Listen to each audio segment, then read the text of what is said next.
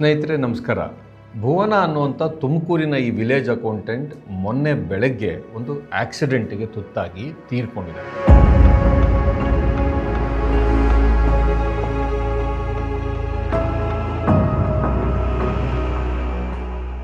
ಭಾಳ ಆಕ್ಸಿಡೆಂಟ್ ನಡೀತಾ ಇರ್ತದೆ, ಏನು ಮಾಡೋಕ್ಕಾಗುತ್ತೆ ಅಂತ ನೀವು ಅನ್ಬೋದು. ಇದು ಆ ರೀತಿಯದ್ದಲ್ಲ. ಯಾವುದೇ ಆಕ್ಸಿಡೆಂಟ್, ಯಾವುದೇ ಸಾವು, ಯಾವುದೇ ಆದರೂ ಕೂಡ ಆಗಬಾರ್ದು.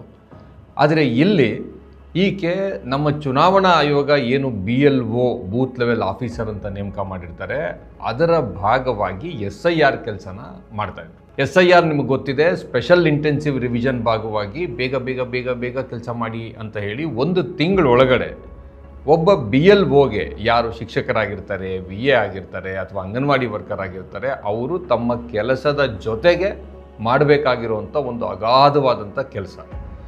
ಈ ಕೆಲಸ ಮಾಡ್ತಾ ಭುವನ ಅವರು ಹಿಂದಿನ ದಿನ ರಾತ್ರಿ 10 ಗಂಟೆ ತನಕ ವಿಡಿಯೋ ಕಾನ್ಫರೆನ್ಸ್ನಲ್ಲಿ ಮೀಟಿಂಗ್ ಅಟೆಂಡ್ ಮಾಡಿದರು ಮತ್ತು ಬೆಳಗ್ಗೆ 6 ಗಂಟೆ ಒಳಗೆ ಅವರು ನಿರ್ದಿಷ್ಟವಾದಂಥ ಜಾಗದಲ್ಲಿದ್ದು GPS ಫೋಟೋ ಹಾಕಬೇಕಿತ್ತು ಅಂತ ಅವರ ಸಂಬಂಧಿಸಿದವರು ಹೇಳ್ತಾ ಇದ್ದಾರೆ. ಈ ಅರ್ಜೆಂಟ್ನಲ್ಲಿ ತನ್ನ 2 ವೀಲರಲ್ಲಿ ಹೊರಟಂಥ ಭುವನ ಅಲ್ಲಿ ಒಂದು ಅಪಘಾತಕ್ಕೆ ಈಡಾಗಿ ಸಾವನ್ನಪ್ಪಿದ್ದಾರೆ. ಇವರನ್ನು ನೋಡಿ, ಇವರು ಬೀದರ್ ತಾಲೂಕಿನ ಅಮಲಾಪುರದ BLO, ಅಮಲಾಪುರದ ಬೂತ್ ನಂಬರ್ 33ರಲ್ಲಿ ಕೆಲಸ ಮಾಡುವಂಥ ಈ ಸುನಿಲ್, ಇವರು ಹೃದಯಾಘಾತದಿಂದ ತೀರ್ಕೊಂಡಿದ್ದಾರೆ. ಇನ್ನು ಈ ವ್ಯಕ್ತಿಯನ್ನು ನೋಡಿ, ಇವರು ಕೂಡ ಬೆಳಗ್ಗೆ 6 ಗಂಟೆಯಿಂದ ರಾತ್ರಿ 11ರವರೆಗೆ ಸತತವಾಗಿ ಕೆಲಸ ಮಾಡಿ ಕೆಲಸದ ಜಾಗದಲ್ಲಿ ಕುಸಿದು ಬಿದ್ದು ತೀರ್ಕೊಂಡರು. ಇದಲ್ಲದೆ ಇನ್ನೊಬ್ಬ ಮಹಿಳೆಯ ಬಗ್ಗೆ ಇಲ್ಲಿ ಹೇಳಲಾಗ್ತಿದೆ. ಈ ಮಹಿಳೆ 53 ವರ್ಷದ ಒಬ್ಬ ಸರ್ಕಾರಿ ಅಧಿಕಾರಿ. ಅವ್ರಿಗೆ ಏನೇನು ಸಮಸ್ಯೆ ಇತ್ತು, ಏನೇನು ಆರೋಗ್ಯದ ಸಮಸ್ಯೆ ಇತ್ತು ಗೊತ್ತಿಲ್ಲ. ಅವರು ತನಗೆ ಇನ್ನೂ ಈ SIR ಕೆಲಸ ಮಾಡೋಕ್ಕಾಗೋದಿಲ್ಲ, ಇದಕ್ಕೆ ಎಲೆಕ್ಷನ್ ಕಮಿಷನ್ನು ನನ್ನ ಸಾವಿಗೆ ಕಾರಣ ಅಂತ ಹೇಳಿ ಸೂಯಿಸೈಡ್ ನೋಟ್ ಬರೆದು ಆತ್ಮಹತ್ಯೆ ಮಾಡಿಕೊಂಡ್ರು. ಇದು ಪಶ್ಚಿಮ ಬಂಗಾಳದಲ್ಲಿ. ಇದೇನಿದು SIR ಅನ್ನೋದು, ಸ್ಪೆಷಲ್ ಇಂಟೆನ್ಸಿವ್ ರಿವಿಷನ್ ಅನ್ನೋದು ಈ ದೇಶದಲ್ಲಿ ಮತದಾರರ ಪಟ್ಟಿಯ ಪರಿಷ್ಕರಣೆ ಅಂತ ನಾವು ತಿಳ್ಕೊಂಡಿದ್ರೆ ಇದೆಲ್ಲ ಯಾಕೆ ಆಗ್ತಾ ಇದೆ ಹೀಗೆ? ಯಾಕೆಂದರೆ ಈ BLOಗಳು ಅವರವರ ಕೆಲಸನ ಮಾಡಿಕೊಂಡು, ಟೀಚರ್ ಆಗಿ, ಅಂಗನವಾಡಿ ವರ್ಕರ್ ಆಗಿ, VA ಆಗಿ ಬೇರೆ ಬೇರೆ ಕೆಲಸ ಮಾಡಿಕೊಂಡು ಅದರ ಜೊತೆಗೆ ಬೇಗ ಬೇಗ ಬೇಗ ಈ SIR ಕೆಲಸ ಕೂಡ ಮಾಡಬೇಕು. ಈ SIR ಕೆಲಸನ 1 ತಿಂಗಳೊಳಗಡೆ ಎನ್ಯುಮರೇಷನ್ ಫೇಸ್ ಮುಗಿಬೇಕು. ಅದಕ್ಕೋಸ್ಕರ ಇವತ್ತಿನ್ನೂ ಪೂರ್ತಿ ಫಾರಮ್ ಎಲ್ಲ ವಿತರಣೆ ಆಗಿಲ್ಲ. ಎಷ್ಟು ಜನ ತುಂಬಿದ್ದಾರೆ, ಏನಾಯಿತು, ನೀವು ಯಾಕಿನ್ನೂ ಕೂಡ ನಮಗೆ ಮಾಹಿತಿ ತಿಳಿಸ್ತಾ ಇಲ್ಲ? ಸಾಫ್ಟ್ವೇರ್ನಲ್ಲಿ ಹೇಳ್ತಾ ಇದೆ ನೀವು ಇಷ್ಟು ಜನರದ್ದು ಇವತ್ತು ಮಾಡಬೇಕಿತ್ತು, ಅಷ್ಟು ಮಾಡಿಲ್ಲ ಅಂತ ನಮ್ಗೆ ಗೊತ್ತಾಗ್ತಾ ಇದೆ. 2025ರ ಮತದಾರ ಪಟ್ಟಿ 2002 ಮತದಾರ ಪಟ್ಟಿಲಿ ಎರಡೂ ಹೊಂದ್ಕೋಬೇಕು, ಹೆಸರು ಕರೆಕ್ಟಾಗಿರಬೇಕು.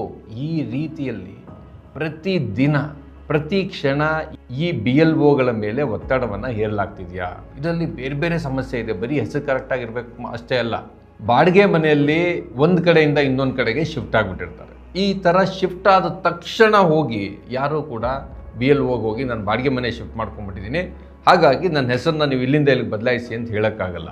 ಈಗ ಹಳೆ BLO ಹತ್ರ ಅವರ ಎನ್ಯುಮರೇಷನ್ ಫಾರ್ಮ್ ಇರುತ್ತೆ. ಮೊನ್ನೆ ಕರ್ನಾಟಕದ ಚೀಫ್ ಎಲೆಕ್ಟ್ರಲ್ ಆಫೀಸರ್ ಹೇಳೋ ತನಕ ಆ ಹಳೆ BLO ಇವರಿಗೆ ಕೊಡ್ತಾನೆ ಇರಲಿಲ್ಲ ಫಾರಮ್. ಇದಲ್ಲದೆ ಸರ್ನೇಮ್ ಬದಲಾಗುತ್ತೆ. ಮದುವೆ ಆದಮೇಲೆ ತುಂಬ ಜನರದು ತವ್ರ ಮನೇಲಿ ಒಂದು ಹೆಸರಿರುತ್ತೆ, ಗಂಡನ ಮನೇಲಿ ಒಂದು ಹೆಸರಿರುತ್ತೆ. ತವ್ರ ಮನೆಯಲ್ಲಿ ಸರ್ನೇಮ್ ಬೇರೆ ಇರುತ್ತೆ, ಗಂಡನ ಮನೇಲಿ ಬೇರೆ ಸರ್ನೇಮ್ ಇರುತ್ತೆ. ಇದರಿಂದ ಸಮಸ್ಯೆ ಆಗ್ತಿರುತ್ತೆ. ಎಷ್ಟು ಹುಡುಕಿದ್ರೂ ಅವ್ರ ಹೆಸರುಗಳು ಸಿಗೋದಿಲ್ಲ. ಇವರು ಇದೇ ಮನೆಯವರು, ಆದರೆ ಈಗ ಇಲ್ಲಿ ಇಲ್ಲ. ಈಗ ಅವರು ಸಿಗ್ತಾ ಇಲ್ಲ ನಮಗೆ. ಒಂದು ವೇಳೆ ಬರಿಬೇಕಾದ್ರೆ ಏನಾದ್ರು ಹೆಚ್ಚು ಕಡಿಮೆ ಆಗಿಬಿಟ್ರೆ 2 SIR ಅರ್ಜಿ ಇದೆ, ಎನ್ಯುಮರೇಷನ್ ಫಾರ್ಮ್ ಇದೆ, ಇನ್ನೊಂದು ಅರ್ಜಿ ಇಲ್ಲ. ಸರಿ, ಬರಿಬೇಕಾದ್ರೆ ಹೆಚ್ಚು ಕಡಿಮೆ ಆಯಿತು, ಅದ್ರ ಮೇಲೆ ವೈಟ್ನರ್ ಹಾಕೋಂಗಿಲ್ಲ. ಈ ಥರ ಎಷ್ಟು ಸಮಸ್ಯೆಗಳು ಈ BLOಗಳು ಎದುರಿಸ್ತಾ ಇರ್ತಾರೆ. ಇವೆಲ್ಲ ಒತ್ತಡಗಳು ನಾನು ಹೇಳಿದಷ್ಟೇ ಅಲ್ಲ, ಇನ್ನೂ 10 ಬಗೆಯ ಒತ್ತಡಗಳಿವೆ. ಇವೆಲ್ಲ ಒತ್ತಡಗಳನ್ನು BLOಗಳು ಹೇಗೆ ನಿಭಾಯಿಸಬೇಕು? ಅವರು ಅದೇ ಊರಿನಲ್ಲಿ ವಾಸ ಮಾಡ್ತಿರ್ತಾರೆ. ಜನರಿಗೆ ಅವರು ಆತಂಕದಲ್ಲಿದ್ದಾರೆ. ಯಾಕಂದರೆ ಕೋಟಿಗಟ್ಟಲೆ ಜನ SIRನಲ್ಲಿ ಈ ದೇಶದಲ್ಲಿ ಇದುವರೆ ತನಕ ನಡೆದಿರುವಂಥ ರಾಜ್ಯಗಳಲ್ಲಿ ತಮ್ಮ ಹಕ್ಕುಗಳನ್ನು ಕಳೆದುಕೊಂಡಿದ್ದಾರೆ. ಆ ರೀತಿ ಕಳೆದುಕೊಂಡವರಲ್ಲಿ ಸರ್ಕಾರಿ ನೌಕರರಿದ್ದಾರೆ, ನೋಟಿಸ್ ಪಡೆದುಕೊಂಡವರಲ್ಲಿ ನೊಬೆಲ್ ಪ್ರಶಸ್ತಿ ಬಂದಂಥ ಅಮರ್ತ್ಯ ಸೇನ್ ಇದ್ದಾರೆ. ಈ ಥರ ಇರಬೇಕಾದ್ರೆ ಜನರಿಗೊಂದು ಒತ್ತಡ ಆಗಿದೆ. ಬಿಹಾರದಲ್ಲಿ ಮತ್ತು ಪಶ್ಚಿಮ ಬಂಗಾಳದಲ್ಲಿ ಅದರ ಮುಖ್ಯಮಂತ್ರಿಗಳು ಯಾರ ಹೆಸರು SIRಲ್ಲಿ ಡಿಲೀಟ್ ಆಗಿದೆ ಅವರಿಗೆ ಸರ್ಕಾರದ ಸ್ಕೀಮುಗಳು ಇನ್ನು ಮುಂದೆ ಸಿಗೋದಿಲ್ಲ ಅಂತ ಹೇಳಿದ್ದಾರೆ. ಹೀಗಿರಬೇಕಾದ್ರೆ ಜನರಿಗೆ ಒಂದು ಆತಂಕ ಉಂಟಾಗುತ್ತೆ. ಮತ್ತು ಈ ಆತಂಕ ಸಹಜವಾಗಿ ಉಂಟಾಗಿದೆ. ಈ ಆತಂಕ ಚುನಾವಣಾ ಆಯೋಗದಿಂದ ಉಂಟಾಗಿದೆ. ಮತ್ತು ಚುನಾವಣಾ ಆಯೋಗದ ಹಿಂದೆ ನಿಂತು ಪ್ರಬಲವಾಗಿ SIR ನಡಿಲೇಬೇಕು ಮತ್ತು ಅದು ನಡೀತಾ ಇರುವಂಥ ರೀತಿ 100ಕ್ಕೆ 100 ಭಾಗ ಸರಿ ಇದೆ ಅಂತ ವಾದ ಮಾಡ್ತಿರುವಂಥ BJP ಪಕ್ಷ ಇದೆ. BJP ಪಕ್ಷದ ಪ್ರಕಾರ ಈ SIR ಅಲ್ಲಿ ಏನೂ ಸಮಸ್ಯೆ ಇಲ್ಲ. ಆದರೆ ಕೋಟಿ ಜನರದ ಹೆಸರು ಮಾತ್ರ ಕಿತ್ಕೊಂಡು ಹೋದವರಲ್ಲಿ ಹಿಂದೂಗಳಿದ್ದಾರೆ, ಮುಸಲ್ಮಾನರಿದ್ದಾರೆ, ಆದರೆ ಹೆಚ್ಚಿನ ಸಂಖ್ಯೆಯಲ್ಲಿ ಮಹಿಳೆಯರಿದ್ದಾರೆ, ಅಲ್ಪಸಂಖ್ಯಾತರಿದ್ದಾರೆ, ದಲಿತ ಸಮುದಾಯಕ್ಕಿದ್ದಾರೆ, ಭಾಳ ಮುಖ್ಯವಾಗಿ ಬಡವರಿದ್ದಾರೆ. ಈ ಬಡವರಿಗೇನೆ ಗೌರ್ಮೆಂಟ್ ಸ್ಕೀಮ್ ಜಾಸ್ತಿ ಅಗತ್ಯ ಇರೋದು. ಹೀಗಾಗಿ ಅವರೆಲ್ಲರಲ್ಲಿ ಒಂದು ಆತಂಕ ಉಂಟಾಗಿದೆ. ಈ ಆತಂಕ ಯಾರ ಮೇಲೆ ಟ್ರಾನ್ಸ್ಫರ್ ಆಗುತ್ತೆ? BLOಗಳ ಮೇಲೂ ಕೂಡ ಟ್ರಾನ್ಸ್ಫರ್ ಆಗುತ್ತೆ. ಅಷ್ಟು ಮಾತ್ರ ಅಲ್ಲ, ಈ BLOಗಳ ಮೇಲಿನಿಂದ ಯಾಕೆ ಒತ್ತಡ ಬರ್ತಾ ಇದೆ? ಯಾಕೆ ಅಂದರೆ ಒಂದೇ ತಿಂಗಳಲ್ಲಿ ಒಬ್ಬ BLO ಸುಮಾರು 1000ರಿಂದ 1200ರಷ್ಟು ಮತದಾರರಿಗೆ ಸಂಬಂಧಪಟ್ಟಂಥ ಎನ್ಯುಮರೇಷನ್ ಫಾರ್ಮ್ನ ಕೊಡಬೇಕು. ಆ ಎನ್ಯುಮರೇಷನ್ ಫಾರ್ಮ್ ಒಬ್ಬರಿಗೆ 2 ಅರ್ಜಿ ಮಾತ್ರ ಪ್ರಿಂಟ್ ಆಗಿರುತ್ತೆ, ಅವ್ರ ಹೆಸರು ಸಮೇತ ಪ್ರಿಂಟ್ ಆಗಿರುತ್ತೆ, ಇನ್ನೊಂದು ಪ್ರಿಂಟ್ ಆಗೋದಿಲ್ಲ. ಮತ್ತು ಒಂದು ಕಾಪಿಯನ್ನು ನೀವು ಆ ಮನೆಯವ್ರಿಗೆ ಕೊಡಬೇಕು, ಇನ್ನೊಂದು ಕಾಪಿಯನ್ನು ನೀವು ಇಟ್ಕೊಳ್ಬೇಕು. ಮತ್ತು ಅದರಲ್ಲಿ ಏನಾದರೂ ಚಿತ್ತಾದರೆ ಅದು ಸಮಸ್ಯೆ. ಇವೆಲ್ಲ ಸಮಸ್ಯೆಗಳು ಕೆಳಗಿನಿಂದ ಮತ್ತು ಮೇಲಿನಿಂದ BLOಗೆ ಬಿದ್ದರೆ ಈ ಒತ್ತಡವನ್ನು ತಡೆದುಕೊಳ್ಳಕ್ಕೆ ಆಗದೇ ಇರೋರು ಕೂಡ ಇರ್ತಾರೆ ಮತ್ತು ಕೆಲವರು ಅದಕ್ಕೆ ಬಲಿಯಾಗ್ಬಿಡ್ತಾರೆ. ಬೀದರ್ನಲ್ಲಿ ಹೃದಯಾಘಾತದಿಂದ ತೀರ್ಕೊಂಡಂಥ BLOಗೆ ಈ ಒತ್ತಡದ ಕಾರಣವೇ ಅಂತ ಹೇಳೋಕ್ಕೆ ನಾವೇನು ಹೇಳೋಕ್ಕಾಗಲ್ಲ. ಈಗಾಗಲೇ ಕಡಿಮೆ ವಯಸ್ಸಿನ ಜನರು ಹೃದಯಾಘಾತದಿಂದ ಹೆಚ್ಚೆಚ್ಚು ಸಾಯ್ತಾ ಇದ್ದಾರೆ. ಅದರಲ್ಲೂ ಕೋವಿಡ್ ನಂತರದಲ್ಲಿ ಈ ರೀತಿಯಲ್ಲಿ ಹೆಚ್ಚೆಚ್ಚು ಜನ ಸಾಯ್ತಾ ಇರೋದನ್ನು ನಾವು ನೋಡ್ತಾ ಇದ್ದೀವಿ. ಆದರೆ ಈ ಒತ್ತಡ ಏನಿದೆ SIR ಮೂಲಕ BLOಗಳ ಮೇಲೆ ಆಗ್ತಾ ಇರೋದು, ಅದು ಈ ಹೃದಯಾಘಾತವನ್ನು ಇನ್ನೂ ಜಾಸ್ತಿ ಮಾಡಿದ್ರೆ ಇದರ ಹೊಣೆ ಯಾರದ್ದು? ಇದರ ಹೊಣೆ ಬರೀ ಚುನಾವಣಾ ಆಯೋಗದ. ಯಾಕಂದರೆ ಆಗ್ಲಿಂದ ಇದನ್ನು ನಾನು ಹೇಳ್ತಾ ಇದ್ದೀನಿ, ಚುನಾವಣಾ ಆಯೋಗದ ಹಿಂದೆ BJP ಕೆಲಸ ಮಾಡ್ತಿದೆ ಅಂತ ನಂಬೋದಕ್ಕೆ ಕಾರಣ ಇದೆ. SIR ಎಲ್ಲೆಲ್ಲಿ ಆಗಿರೋ ಕಡೆಯಲ್ಲೆಲ್ಲ ಕಡೆ ಲಕ್ಷಾಂತರ ಜನರದ ಹೆಸರುಗಳು ಕಿತ್ಕೊಂಡು ಹೋಗಿದೆ. ಮತ್ತು ಚುನಾವಣಾ ಆಯೋಗ ಚುನಾವಣೆ ನಡೀತಾ ಇದ್ದಂಥ ರಾಜ್ಯಗಳಲ್ಲಿ ಇದು ಬೇಗ ಆಗಬೇಕು. ಯಾಕೆ ಅಂದರೆ ಇದು ಬೇಗ ಆಗದೇ ಇದ್ದರೆ ನಕಲಿ ಮತದಾರರು ಅವರು ಇದರೊಳಗಡೆ ಸೇರ್ಕೊಂಡ್ಬಿಟ್ಟಿರ್ತಾರೆ. ಹಾಗಾಗಿ ಚುನಾವಣೆ ನಡೆಯೋಕ್ಕೆ ಮುಂಚೆ ನಾನು ಮತದಾರರ ಪಟ್ಟಿಯನ್ನು ಕ್ಲೀನ್ ಮಾಡಬೇಕು ಅಂತ ಹೇಳ್ತಿತ್ತು. ಕ್ಲೀನ್ ಮಾಡೋದೇನು, ನೀವು ಜನರನ್ನೇ ಅರ್ಹ ಭಾರತೀಯರನ್ನು ಇದರಿಂದ ಹೊರಗಾಕಿದ್ರಿ, ಅವರ ಮತದಾನದ ಹಕ್ಕು ಕಿತ್ಕೊಂಡೋಯ್ತು. ಆದರೆ ಈಗ ಕರ್ನಾಟಕದ ಮಟ್ಟಿಗೆ ನೀವೇನು ಹೇಳ್ತೀರಿ? ಕರ್ನಾಟಕದಲ್ಲಿ ಈಗ ಅಸೆಂಬ್ಲಿ ಎಲೆಕ್ಷನ್ ಇಲ್ಲ, ಪಾರ್ಲಿಮೆಂಟ್ ಎಲೆಕ್ಷನ್ ಇಲ್ಲ, ಮತ್ತು ಸ್ಥಳೀಯ ಸಂಸ್ಥೆಗಳ ಚುನಾವಣೆಗೆ ಈ ವೋಟರ್ ಲಿಸ್ಟ್ನ ಹೆಂಗೂ ಬಳಸೋದಿಲ್ಲ. ಅದಕ್ಕೆ ರಾಜ್ಯ ಚುನಾವಣಾ ಆಯೋಗ ಬೇರೆದೇ ವೋಟರ್ ಲಿಸ್ಟನ್ನು ಇಟ್ಕೊಳ್ಳುತ್ತೆ. ಹಾಗಿದ್ದ ಮೇಲೆ ಒಂದೇ ತಿಂಗಳಲ್ಲಿ ಈ ಎನ್ಯುಮರೇಷನ್ ಫೇಸ್ನ ಮುಗಿಸ್ಬೇಕು ಅನ್ನೋಂಥ ಹಠ ಯಾಕೆ? ಯಾರಿಗೋಸ್ಕರ ನೀವು ಈ ಕೆಲಸ ಮಾಡ್ತಿದ್ದೀರಿ? ಯಾರ ಪರವಾಗಿ ಈ ಕೆಲಸ ಮಾಡ್ತಿದ್ದೀರಿ? BJP ಕಡೆನೇ ಯಾಕೆ ಬೆರಳು ಮಾಡಿ ತೋರಿಸಲಾಗ್ತಿದೆ? ಯಾಕಂದರೆ SIRನ ಸಮರ್ಥನೆ ಮಾಡ್ತಿರುವಂಥವ್ರು ಅವರು ಮತ್ತು SIRನ ಫಲಾನುಭವಿ ಅವರು ಅಂತ ಹೇಳಲಾಗ್ತಿದೆ. ಈ BLOಗಳು ಯಾರು ಈ ಒಂದು ತಿಂಗಳೊಳಗಡೆ ಎಲ್ಲ ಮುಗಿಸ್ಬೇಕು ಅನ್ನುವಂಥ ಒತ್ತಡವನ್ನು ತಡ್ಕೋಬೇಕಿದೆ, ಅವರಲ್ಲಿ ಈಗ ಅಂಗನವಾಡಿ ಮಹಿಳೆ ಇರ್ತಾರೆ ಅಂತ ತಿಳ್ಕೊಳ್ಳಿ, ಅವರು ಮಕ್ಕಳಿಗೆ ಆಹಾರ ಕೊಡಬೇಕು, ಅದ್ರ ಲೆಕ್ಕ ಬರೀಬೇಕು, ಇವೆಲ್ಲ ಸುಮಾರು ಕೆಲಸ ಮಾಡಬೇಕು. ಭಾಳ ಜನರಿಗೆ ತರಬೇತಿ ಸರಿಯಾಗಿಲ್ಲ. ತಾಲ್ಲೂಕು ಮಟ್ಟದಲ್ಲಿ ಈ ತರಬೇತಿಗಳು ನಡೆದರೆ ಕಲ್ಯಾಣ ಮಂಟಪಗಳಲ್ಲಿ ತುಂಬ ಕಡೆ ತರಬೇತಿ ಕೊಟ್ಟಿದ್ದಾರೆ. ಆ ಕಲ್ಯಾಣ ಮಂಟಪದಲ್ಲಿ ಒಬ್ಬರು ಟ್ರೈನರ್ ಬಂದು ಅವರು ಅಲ್ಲಿ ಚೆನ್ನಾಗಿಲ್ಲದೆ ಇರತಕ್ಕಂಥ ಒಂದು ಅಕೌಸ್ಟಿಕ್ಸ್ ಅಂದರೆ ಒಂದು ಧ್ವನಿವರ್ಧಕದ ಸಮಸ್ಯೆ ಭಾಳ ಇರ್ತವೆ ಕಲ್ಯಾಣ ಮಂಟಪದಲ್ಲಿ, ದೊಡ್ಡದಾಗಿ ಎಕೋ ಬರ್ತಿರುತ್ತೆ, ಅವ್ರಿಗೇನು ಅಂತ ಕೇಳಿಸೋದೇ ಇಲ್ಲ. ಈ ರೀತಿ ಅರ್ಧಂಬರ್ಧ ಕೇಳಿಸ್ಕೊಂಡು ಈ BLO ತರಬೇತಿ ಪಡ್ಕೊಂಡು ಹೋಗ್ತಾರೆ. ಮತ್ತು ಮೊಬೈಲ್ ಫೋನ್ನಲ್ಲಿ ಇದೆಲ್ಲ ಏನು ಮಾಡಬೇಕು, ಅದರಲ್ಲಿ ಎಲ್ಲರಿಗೂ ಕೂಡ ಈ ಮೊಬೈಲ್ ಫೋನಲ್ಲಿ ಈ ಕೆಲಸ ಮಾಡುವಂಥದ್ದು ಗೊತ್ತಿಲ್ಲ. ಅದರಲ್ಲೂ ಅಂಗನವಾಡಿ ಮಹಿಳೆಯರಿಗೆ ಇದು ಯಾವ ರೀತಿಯಲ್ಲಿ ಸಮಸ್ಯೆ ಮಾಡ್ಬೋದು, ಈ ಒತ್ತಡ ಏನಾಗ್ಬೋದು ಅವ್ರಿಗೆ. ಟೀಚರ್ಸ್ಗೂ ಕೂಡ ಈಗ 1 ತಿಂಗಳಾಗಿದೆ ಶಾಲೆಗಳು ಶುರುವಾಗಿ, ಕೆಲವು ಕಡೆ ಇನ್ನೂ ಈಗ ಹೊಸ ಅಡ್ಮಿಷನ್ ಆಗ್ತಿದೆ, ಅಲ್ಲಿ ಮಕ್ಕಳ ಜೊತೆಗೆ ಅವರು ಕೆಲಸ ಮಾಡಬೇಕು, ಅದು ಇನ್ನೂ ಕೂಡ ಸೆಟ್ಲ್ ಆಗಿಲ್ಲ. VAಗಳಿಗೂ ಕೂಡ ಬೇರೆ ಕೆಲಸ ಇರ್ತದೆ. ಇವರೆಲ್ಲರೂ ಇನ್ನೂ ಬೇರೆ ಬೇರೆ ರೀತಿಯ ಜನ ಯಾರು ತಳಮಟ್ಟದಲ್ಲಿ ಸರ್ಕಾರದ ಕೆಲಸ ಮಾಡ್ತಿದ್ದಾರೆ, ಅಲ್ಲಿ ಹೆಚ್ಚಿನ ಜನ ಸುಮ್ಮನೆ ಆಫೀಸಲ್ಲಿ ಕೂತ್ಕೊಂಡು ಟೈಮ್ ಪಾಸ್ ಮಾಡೋ ಥರದಲ್ಲಿ ಇರೋದಿಲ್ಲ. ಇವರೆಲ್ಲರಿಗೂ ಕೂಡ ನಾನು ಏನು ಹೇಳ್ತೆ, ಅವ್ರಿಗೆ ಬೇರೆ ಕೆಲಸ ಇರುತ್ತೆ.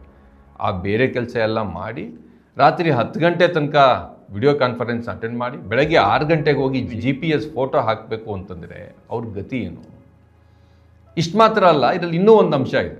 ಚುನಾವಣಾ ಆಯೋಗದ ಮಾರ್ಗದರ್ಶಿ ಸೂತ್ರ ಏನು ಹೇಳುತ್ತೆ, ಈ ಎಲ್ಲ ಕೆಲಸ ಮಾಡೋದಕ್ಕೆ DEO, DC ಮತ್ತು ಕೆಳಗಡೆ BLO ತನಕ ಇವರು ಬೇರೆ ಬೇರೆ ಹಂತದಲ್ಲಿ ಜನರ ಸಹಾಯ ತಗೋಬೇಕು, ಸಂಘ ಸಂಸ್ಥೆಗಳ ಸಹಾಯ ತೆಗೆದುಕೊಳ್ಬೇಕು, ರಾಜಕೀಯ ಪಕ್ಷದ ಸಹಾಯನ ತೆಗೆದುಕೊಳ್ಬೇಕು, ರಾಜಕೀಯ ಪಕ್ಷದ BLAಗಳ ಸಹಾಯವನ್ನು ಕೂಡ ತೆಗೆದುಕೊಳ್ಬೇಕು, ರೆಸಿಡೆಂಟ್ ವೆಲ್ಫೇರ್ ಅಸೋಸಿಯೇಷನ್, ನಿವಾಸಿ ಕ್ಷೇಮಾಭಿವೃದ್ಧಿ ಸಂಘಗಳ ಒಂದು ಸಹಾಯ ತಗೋಬೇಕು ಅಂತ ಹೇಳುತ್ತೆ. ಅವರು ಸಹಾಯ ಮಾಡೋಕ್ಕೆ ಹೊರಟ್ರೆ ಗುಂಪಾಗಿ ಒಂದು ಕಡೆಗೆ ಎಲ್ಲಾದರೂ ಕೂತ್ಕೊಂಡು ಆ ಅರ್ಜಿಗಳನ್ನ ತುಂಬಿದ್ರೆ ಒಬ್ಬ ಮಾಜಿ ಮುಖ್ಯಮಂತ್ರಿ ಇವರೆಲ್ಲ ಬಾಂಗ್ಲಾದೇಶದವರು ಅಂತ ಹೇಳ್ತಾರೆ. ಇದು ಕೂಡ BLOಗಳ ಮೇಲೆ ಹೆಚ್ಚೆಚ್ಚು ಒತ್ತಡ ಉಂಟು ಮಾಡುತ್ತೆ. ಈಗ ಯಾರೋ ಒಬ್ಬರು BLO ಅವರು ಅದೇ ಏರಿಯಾದಲ್ಲಿರ್ತಾರೆ, ಎಲ್ಲರ ಮನೆಗೂ ಎನ್ಯುಮರೇಷನ್ ಫಾರ್ಮ್ ಕೊಟ್ಟಿರ್ತಾರೆ ಅಂತ ಇಟ್ಕೊಳ್ಳಿ. ಕೊಟ್ಟಾಗ ಅಕಸ್ಮಾತ್ ನಾನು ಕೊಟ್ಟಿಲ್ಲ ಅಂತ ಯಾರಾದರೂ ಹೇಳಿದ್ರೆ ಬೇರೆ ಸಮಸ್ಯೆ ಆಗ್ಬೋದು ಅಂತ ಎಲ್ಲೋ ಮನೆಯಲ್ಲಿ ಕೂತು ಅಲ್ಲೇ ಎಲ್ಲರನ್ನೂ ಕರೆಸಿ ಮಾಡ್ತಿದ್ದಾರೆ ಅಂತ ಇಟ್ಕೊಳ್ಳಿ. ಇದರ ಸರಿ ತಪ್ಪಿನ ವಿಚಾರ ಬೇರೆ. ಆದರೆ ಇದರಲ್ಲಿರೋವಂಥ ಈ ಒತ್ತಡದ ಸಂದರ್ಭದಲ್ಲಿ ಒಬ್ಬರು ಹಿಂಗೆ ಮಾಡ್ತಿದ್ರೆ ಇನ್ನೊಬ್ಬರು ಅದನ್ನು ವಿಡಿಯೋ ತೆಗಿತಾರೆ. ಆ ವಿಡಿಯೋ ತೆಗೆದು ಅದನ್ನು ಸೋಷಿಯಲ್ ಮೀಡಿಯಾದಲ್ಲಿ ಹಾಕ್ತಾರೆ. ಅದನ್ನು ನೋಡ್ಬಿಟ್ಟು ಇನ್ನೊಂದು ಮಾತು ಹೇಳ್ತಾರೆ, ಬಾಂಗ್ಲಾದೇಶ ಪಾಕಿಸ್ತಾನ ಏನು ಬೇಕಾದರೂ ಬಾಯಿಗೆ ಬಂದಿದ್ದು ಮಾತಾಡ್ತಾರೆ. ಆ BLOಗಳ ಕತೆ ಏನಾಗುತ್ತೆ? ಇಂಥ ಎಲ್ಲ ಒತ್ತಡಗಳೇನಿದೆ, ಈ ಒತ್ತಡಗಳನ್ನು ಯಾಕಾಗಿ ಸೃಷ್ಟಿ ಮಾಡಿದೆ? ಈಗ ನಮ್ಮ ದೇಶದಲ್ಲಿ ಎಲೆಕ್ಷನ್ ನಡೀತಾ ಇತ್ತು ಮತ್ತು ವೋಟರ್ ಲಿಸ್ಟು ಕೂಡ ಕಾಲಕ್ಕೆ ಅಪ್ಡೇಟ್ ಆಗ್ತಾಯಿತ್ತು. ಮತ್ತು ಈ ಹಿಂದೆ 2002ರಲ್ಲಿ ಇಂಟೆನ್ಸಿವ್ ರಿವಿಷನ್ ನಡೆದಾಗ, ಸ್ಪೆಷಲ್ ಇಂಟೆನ್ಸಿವ್ ರಿವಿಷನ್ ಅಂತ ಈ ದೇಶದಲ್ಲಿ ಹಿಂದೆ ಯಾವಾಗಲೂ ನಡೆದಿರಲಿಲ್ಲ, ಇದೇ ಫಸ್ಟ್ ಟೈಮ್ ನಡೀತಿರೋದು. ಇಂಟೆನ್ಸಿವ್ ರಿವಿಷನ್ ನಡೆದಾಗ ಭಾಳ ಸಮಯ ತಗೊಂಡು ಆರಾಮದಲ್ಲಿ ಅದನ್ನು ಮಾಡಿದ್ರು. ಈ ಒಂದು ತಿಂಗಳು ಹಿಂದೆ ಏನಿದೆ ಅನ್ನೋಂಥ ಪ್ರಶ್ನೆ ಅದಕ್ಕೆ ಬರುತ್ತೆ. ಹಂಗೆ ನೋಡಿದ್ರೆ ಈ ರೀತಿಯಲ್ಲಿ ಏನು ಹಿಂದೆ ಮತದಾರರ ಪಟ್ಟಿ ತಯಾರಾಯಿತು, ಆ ಮತದಾರರ ಪಟ್ಟಿಯಲ್ಲಿರ್ತಕ್ಕಂಥ ಸಮಸ್ಯೆ, ಫೇಕ್ ವೋಟರ್ಸು, ಇದ್ರ ಬಗ್ಗೆ ಯಾರ ಮೇಲೆ ಆರೋಪ ಇರೋದು? ಮಹದೇವಪುರ ಮತ್ತು ಆಳಂದದಲ್ಲಿ ಆರೋಪ ಇರೋದು ಯಾರ ಮೇಲೆ? BJPಯವ್ರ ಮೇಲೆ. ನಕಲಿ ಮತದಾರರ ಹೆಸರುಗಳನ್ನು ಸೇರಿಸ್ತಾರೆ ಅಂತ. ಕರ್ನಾಟಕದಲ್ಲಿ 2023 ಎಲೆಕ್ಷನ್ದಲ್ಲಿ ಬಿಜಾಪುರ ನಗರ ವಿಧಾನಸಭಾ ಕ್ಷೇತ್ರದಲ್ಲಿ ಬಸವನಗೌಡ ಪಾಟೀಲ್ ಯತ್ನಾಳ್ ಅವರು ಚಿಂಚೋಳಿಯಲ್ಲಿ ಇರ್ತಕ್ಕಂಥ, ಕಲಬುರಗಿ ಜಿಲ್ಲೆಯ ಚಿಂಚೋಳಿಯಲ್ಲಿ ಇರ್ತಕ್ಕಂಥ ನಮ್ಮ ಶುಗರ್ ಫ್ಯಾಕ್ಟ್ರಿ ಎಂಪ್ಲಾಯೀಸ್ನ ಮತ್ತು ಆ ಸುತ್ತಮುತ್ತ ಇರೋ ಜನರನ್ನ ಬಿಜಾಪುರ ನಗರಕ್ಕೆ ಕರ್ಕೊಂಬಂದು ಫೇಕ್ ವೋಟ್ ಹಾಕ್ಸಿದ್ರು ಅಂತ ಅವ್ರ ಮೇಲೆ ಆರೋಪ ಇದೆ. ಈ ಎಲ್ಲ ಆರೋಪಗಳು, ನಕಲಿ ಮತದಾನದ ಆರೋಪಗಳು BJP ಮೇಲಿದೆ. BJPಯವರು ಇವಾಗ ಬೇಗ ಮುಗಿಸ್ಬೇಕು ಅಂತ ಹೇಳ್ತಾರೆ. ಇದರ ಬಲಿಪಶುಗಳು ಯಾರಾಗ್ತಾರೆ? ಅಫ್ಕೋರ್ಸ್ ನಂತರ ಮತದಾರರ ಪಟ್ಟಿಯಲ್ಲಿ ಹೆಸರು ಬಿಟ್ಟೋಗುವಂಥ ಮತದಾರರು ಮತ್ತು ಅವರಲ್ಲಿ ಬಡವರು, ಅನಕ್ಷರಸ್ಥರು, ಮಹಿಳೆಯರು, ದಲಿತರು ಮತ್ತು ಅಲ್ಪಸಂಖ್ಯಾತರು, ಇವರು ಅದರ ಬಲಿಪಶುಗಳಾಗ್ತಾರೆ. ಆದರೆ ಈಗ ಮೊದಲ ಬಲಿಪಶುಗಳಾಗಿ ಈ BLOಗಳಿದೆ.